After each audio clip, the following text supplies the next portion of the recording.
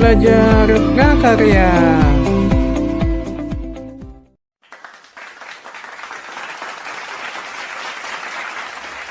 Assalamualaikum warahmatullahi wabarakatuh. Kembali lagi kita kepada pelajaran prakarya untuk kelas 7. Baik, kali ini kita akan membahas materi tentang membuat sketsa dan gambar konstruksi. Silahkan yang ada buku paket prakaryanya, buka halaman 70. Baik, pembahasannya pertama itu pengertian sketsa dan gambar konstruksi. Menurut Kamus Besar Bahasa Indonesia, sketsa merupakan gambar rancangan suatu objek, sedangkan konstruksi merupakan susunan model tata letak suatu bangunan, baik itu jembatan, rumah, ataupun bangunan yang lainnya. Teknologi gambar konstruksi ini mempunyai fungsi sebagai berikut. Jadi, gambar konstruksi itu termasuk ke dalam kategori teknologi. Fungsinya yaitu diantaranya yang pertama untuk perencanaan dalam membuat sebuah konstruksi bangunan. Jadi kalau kita mau membuat suatu bangunan, maka harus ada perencanaannya. Maka perencanaannya itu dibuat menggunakan gambar, namanya gambar konstruksi. Yang kedua fungsinya yaitu untuk memberikan informasi tentang ukuran, fungsi, dan tata letak suatu bangunan. Jadi agar mempermudah dalam proses pembuatan suatu bangunannya, maka dibuatkanlah suatu gambar konstruksi bangunan. Yang ketiga fungsinya yaitu menjelaskan struktur bangunan yang akan dibuat. Jadi strukturnya kalau menggunakan gambar konstruksi itu jelas bagian-bagian yang ada di dalam bangunan atau apa-apa aja yang diperlukan untuk membuat bangunan tersebut. Itu sebagian daripada fungsi daripada teknologi gambar konstruksi. Intinya yaitu teknologi gambar konstruksi itu dipergunakan untuk mempermudah kita dalam membuat suatu konstruksi bangunan, baik itu jembatan, rumah, maupun yang lain sebagainya. Kemudian yang akan kita bahas itu selanjutnya macam-macam gambar konstruksi dan peralatannya. Jadi gambar konstruksi itu ada berbagai macam jenisnya. Jenis gambar konstruksi ada 5 jenis gambar konstruksi yang perlu kita ketahui.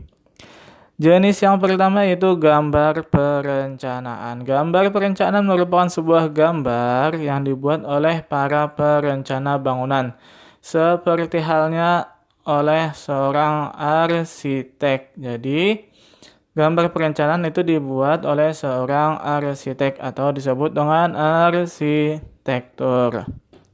Yang kedua itu gambar tender. Jadi, apabila mau membuat suatu bangunan, itu juga setelah membuat gambar perencanaan, baru setelahnya yaitu membuat gambar tender. Gambar tender merupakan jenis gambar pada proses pembuatan bangunan yang digunakan sebagai tolak ukur dalam proses perhitungan rencana anggaran biaya yang akan dibutuhkan dalam pembangunan konstruksi tersebut.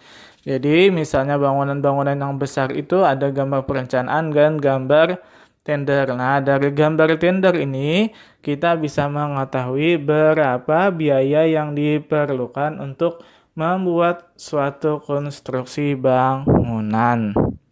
Yang ketiga yaitu gambar konstruksi.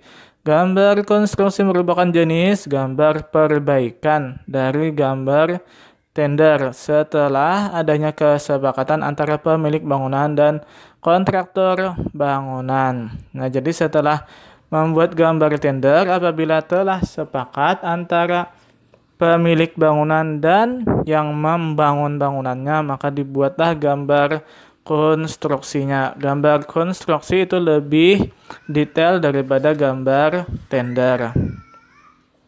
Selanjutnya yaitu ada gambar kerja.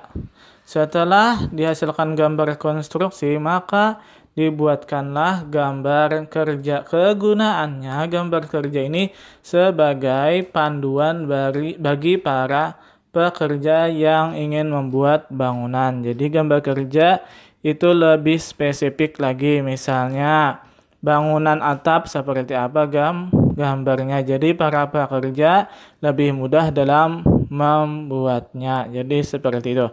Kemudian yang terakhir yaitu gambar jadi. Gambar jadi merupakan gambar yang dibuat oleh seorang kontraktor bangunan setelah bangunan selesai dibuat. Jadi apabila bangunannya sudah selesai dibuat, kontraktor itu akan membuatkan gambar jadi. Fungsinya sebagai apa gambar jadi? Fungsinya yaitu gambar jadi agar apabila nanti ada kerusakan di bagian-bagian bangunannya, maka pemilik bangunan akan mengetahui di bagian mana yang rusak saat melihati gambar jadi tersebut untuk merenovasi atau merehabilitasi bangunan seperti itu. Kemudian yang kedua, peralatan menggambar konstruksi. Peralatan seperti biasa untuk menggambar, peralatannya itu kertas gambar, meja untuk menggambar, kemudian pensil gambar, penghapus, dan penggaris. Itu sebagian peralatan yang biasa digunakan untuk menggambar suatu konstruksi bangunan. Baik, mungkin sampai situ saja materi dari Bapak. Untuk selanjutnya silahkan kalian buka halaman 76. Masih tentang membuat sketsa dan gambar konstruksi. Bagian C, pembuatan sketsa dan gambar konstruksi. Jadi silahkan kalian baca halaman 76. Bagian C, pembuatan sketsa dan gambar konstruksi. Jika ada yang tidak kalian pahami pada bagian C tersebut, silahkan tulis pertanyaannya di kolom komentar. Baik, salah hilap mohon maaf. Wassalamualaikum warahmatullahi wabarakatuh.